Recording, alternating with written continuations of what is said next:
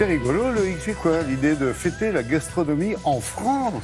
Ah bah oui, c'est tous les jours la fête de la gastronomie chez nous. C'est exactement ça, parce que finalement, la fête de la gastronomie en France, c'est parce que aussi la gastronomie fait partie intégrante de notre ADN culturel. C'est-à-dire que, vous allez me dire, je suis un petit peu égocentrique, un peu chauvin, un peu gaulois. C'est de dire que la gastronomie française est l'une des premières au monde, mais c'est celle en tout cas qui nous est le plus, c'est ce qui nous est le plus envié au niveau mondial. Les chefs, par exemple, les chefs français sont devenus de véritables ambassadeurs, avec deux chefs dont on ne peut pas ne pas parler parce que cette année ils nous ont quittés.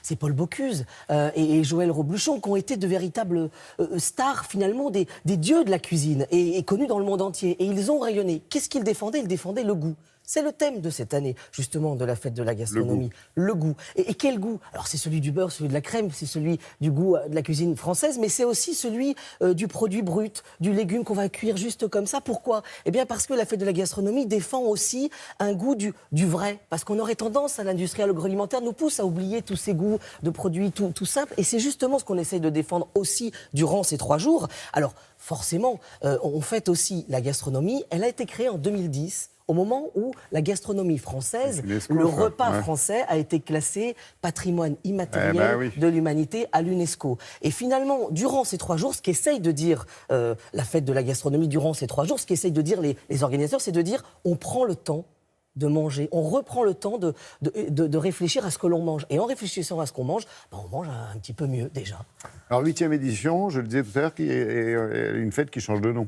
Oui, c'est vrai, exactement. Alors, c'est un souhait du président Emmanuel Macron de rassembler 2 événements. Alors, il y a la fête de la gastronomie qui est portée par le ministère de l'économie et des finances. Mais vous avez vu, il y a un nouveau logo qui est apparu. Voilà, c'est le logo Goût de France. Bleu, blanc, rouge. Voilà. Alors, ce logo, vous le connaissez parce que c'est un événement dont on vous a parlé très souvent dans le triporteur de Télématin. Le 21 mars, chaque année, il y a un dîner qui est créé. 2000 repas sont faits en même temps dans le monde entier. C'est inspiré d'Escoffier qui faisait ça au début du siècle. Et l'idée, c'est de fêter la gastronomie. Et justement, en fait, on fusionne les 2 événements parce que d'un côté, il y a le ministère de l'économie, de l'autre, le ministère des Affaires étrangères. Et finalement, c'est une vitrine de la France. Et ça, c'est important. Le premier motif de visite des touristes qui choisissent la France comme destination, c'est pour notre gastronomie. Donc, il y a un enjeu économique. Ah bah, il y a plus qu'un enjeu économique, parce que c'est vrai que derrière notre petite blanquette de veau qu'on connaît dans le monde entier, derrière cette baguette, ce croissant qu'on nous colle sous le bras, et puis derrière tous les chefs qu'on vous présente, ici même, ou dans les livres qui sortent autour de la cuisine, il y a tout un univers de la cuisine qui est défendu. C'est finalement le métier de restaurateur qu'on défend. Regardez ce chiffre quand même, c'est impressionnant. 87 milliards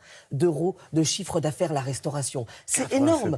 C'est énorme, c'est une des richesses de notre pays économiquement. Et alors là, vous me dites, les restaurateurs, mais il y a les métiers de bouche, les poissonniers, les pâtissiers, tous ces métiers qui sont propres à notre univers et notre culture française, c'est 145 milliards. Alors après, il y a les arts de la table, 1 milliard, mais qui sont aussi importants. L'argenterie, la porcelaine, que l'on vend aussi dans le monde entier. Alors, derrière tout ça, derrière la restauration, c'est de l'emploi. On parle souvent d'emploi. Là, en tout cas, il y en a. On est autour de 794 000 emplois qui seraient autour de l'univers de la restauration. C'est énorme.